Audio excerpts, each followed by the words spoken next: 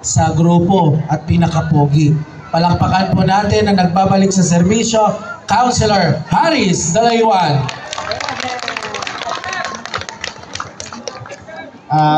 Sa atin pong lahat dito sa Barangay Barang, tinitignan ko lang po kung nakikinig kayo. Barangay Adwas. Kumusta po kayo? Okay lang kahit hindi pa nakaluto. Okay. Sa atin pong mahal na barangay captain, sa kanyang mga konsihal, sa mga dati pong barangay officials, sa mga kasamahan po na sa NPC, yung mga sumusuporta po sa amin na mga barangay officials ng iba't ibang barangay, at sa inyo pong lahat, magandang hapon gabi na po, kala ko tanghali. Magandang gabi po sa inyong lahat nang wala pong malalampasan. Natatandaan niyo pa po ako? Opo. Ako po si Haris Dalaywan, na apo ni Anita Dalaywan na taga rito po sa Adwas. Ngam awan isunan. Natayon 2021. Ken awan mo ni tatangkon. Baka isabali magdapayan mo. Awan mo ni tatangko idi 2023. Idi ni Oscar ni tatangko.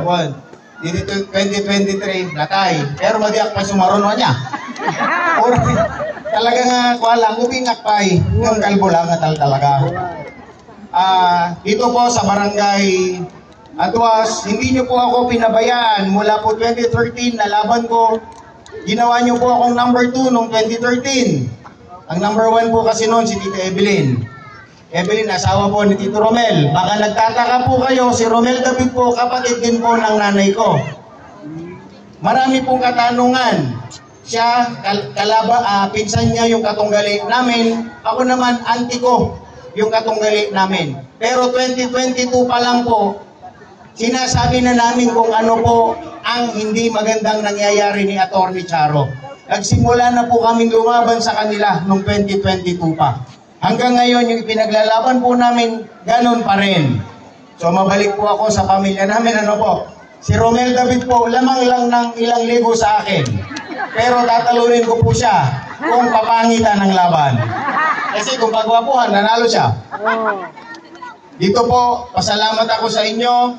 Noong 2016 naman po, ginawa niyo po akong number 1 dito sa Barangay Adwas. Dahil po doon, maraming salamat. At noong 2022 naman po, hindi nyo pa rin po ako pinabayaan.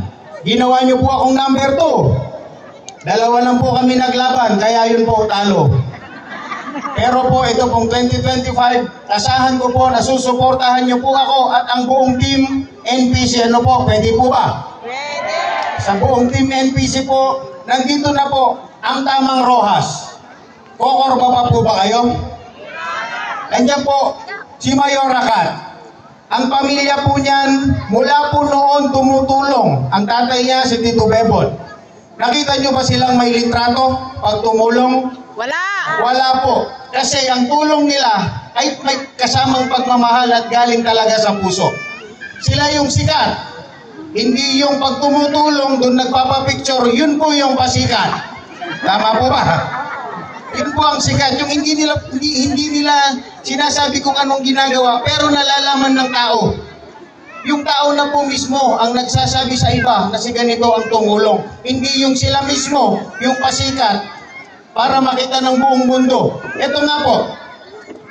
Di ba po, pag may humingi ng tulong dyan, pag binigyan, lilitratuhan.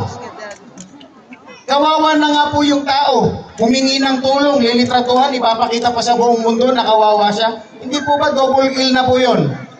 Kaya po dito na po tayo sa tumutulong ng may puso. Yung pong may malasakit, hindi po yung pasakit. Yan po ang susunod na Mayor, Kat Rojas. At ganoon din po sa Vice Mayor na pinsan niya. Nakita nyo naman, napakagwapo. Ayoko pong tumabi. Baka mukha akong driver. Tingnan niyo po, Vice, tayo ka naman na parang makita. Kita nyo? Kaya ayoko po tumabi, malayo ako sa kanya. Pero po, sa pagtulong naman, ako po, hindi naman ako kagandahang lalaki. Pero gwapo naman po yung puso ko. Para po sa inyo. handa po akong maglingkod ng buong puso at siyempre at ng buong katapatan. Ako po si Haris Dalaywan. Nakapagtapos po sa kursong AP Political Science at nagpakadalubhasa po. Meron po akong master's degree sa public administration. Kaya masasabi ko po na nakahanda po ako kung ano man ang iaatang yung trabaho sa akin kung bibigyan niyo po ako ng pagkakataon sa konseho. At makakatulong po ako sa ating susunod na Mayor, Mayor Kat, Vice Mayor Jake. At siyempre po, kung ako man po ay bigyan yung pagkakataon, magiging kuya po ako nung Mayor at Vice Mayor natin. Siyempre po, kung kuya, si Changsing po ang lolo. Kaya po, hindi ko na po papakahabain. Darating po kami sa April or May para po ihayag ang plataforma naman po namin. Noong 2022 po, ipinaglaban namin ni Atty. Charo. Sabi nila, bumangga daw po kami sa pader. Dahil kulang po yung boto para po sa ating kay Atty. Charo. Pero po ngayong pagkakataong ito, kasama po namin ang buong Team NPC na siyempre po kasama namin kayo dito sa Barangay Aduas. Noong 2022, bumangga kami sa pader. Ngayon pong 2025, ihanda ang pader. May dala po kaming jackhammer. Magandang gabi po.